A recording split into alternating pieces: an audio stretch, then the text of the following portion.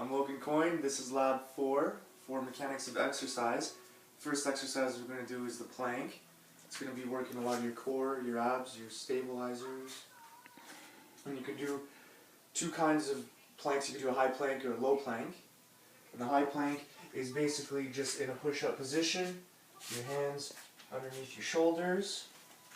As such, elbow in line with the wrist, in line with the shoulders. Feet together and back. And then you just hold it there. Keep the core tight. Make sure your back is straight. Your butt doesn't sag. Low plank is the same thing, but you go down on your elbows. For the side plank, it's also your core, your abdominals, your stabilizers, but it's going to be more of your obliques as well on either side. And you can also do a high or a low plank. So from the regular plank, you would just turn, your feet would be one in front of the other, and on one arm, you can have your hand on your hip. Make sure it's a straight line, doesn't sag, core is braced, or you can do low plank, just same thing on your elbow. For the dumbbell side bends, you're going to have a dumbbell in one hand. It's going to be working a lot of your obliques. And then you're going to be shoulder width apart, back straight. And let's say it's in my right hand. It's going to sag down. You're going to be extending your left side. Bring it back up. You want to make sure you're not twisting down with it. You want to keep your back straight, everything facing forward. And down, I like to have my hand up on my head, my opposite hand, because it helps prevent me from twisting too much.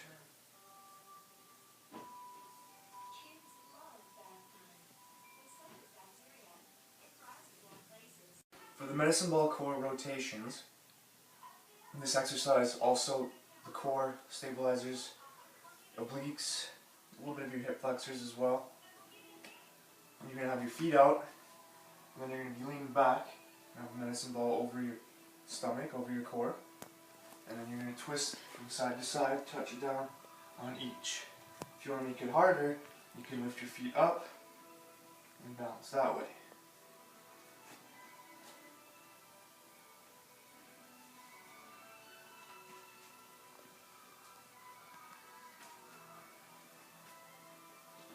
This is the box jump exercise. Normally we'd be at a gym and there'd be standard boxes or towers you can use that would be higher, more challenging. I'm in my basement. I got a sturdy coffee table here that I'm going to use just to demonstrate. It's going to work your quads, your calves, a little bit of your glutes. What you would do is you would stand about a foot away from the box. Now, jump onto it, and then back down. You can step down, or you can jump on, and then jump down. This is the one arm snatch. I'm using a dumbbell for this, one arm dumbbell snatch. And it's going to be working a little bit of your quads. You have to brace your core a lot, but it's also a nice shoulder and arm exercise as well, deltoids. And cores, a little bit of hip flexors because there's that hinge movement that's going on. So what you do, you'd have the dumbbell in the middle, sag it down so it's hanging there, almost like a deadlift. You thrust out, make sure you extend the hips, use that momentum to carry the weight up and over your head, and then back down.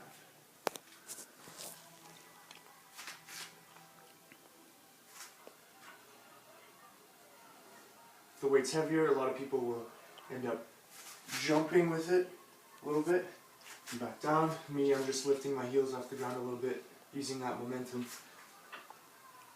to get it up. The standing jump squat, it's going to work everything that a squat does, except it's also going to work more of your calves as well because you're lifting off the ground, and it's going to get your heart rate up as well if you do a lot of them consecutively. You're going to come down like a squat. Make sure your knees don't go above your toes, over your toes. and your back is arched, core is braced.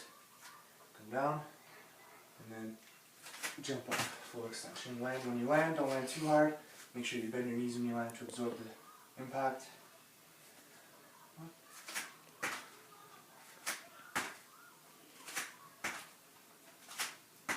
Okay. This exercise is the landmine twist. Utilizes the barbell. Normally I'd have a mechanism at the end that the barbell would insert, or a corner at least, but this is just for demonstrations. It's going to be working your core, a little bit of your deltoids as well. What you're going to do is, when you lift it up, the weight would be on this end up here. Extend it, your feet would be slightly shoulder width, more than shoulder width apart. Have it fully extended like this, and then you would rotate and bring it down to your knees without compromising your middle. Do the other side. Back up, keeping the arms extended.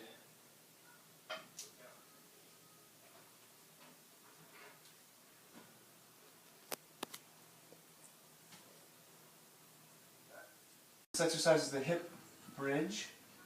It's going to be working your hip flexors, your glutes, a little bit of your core, lower abdominals as well. For this, you're going to have your legs bent 90 degrees, feet flat on the floor. Lay back, head down, and your hands will be next to you. And then from here, you're going to thrust upwards, creating that bridge, making sure your back is off the ground, flat, parallel, and flat with your legs and with your hamstrings. Back down, and back up. This exercise is the bird dog exercise. It's going to be working your core stabilizers, just like the plank was. A little bit of your glutes, a little bit of your deltoids as well when you're raising them up and holding them. As for this, you're going to be on all fours, hands and knees, back straight, wrist in line with the elbow, in line with the shoulder.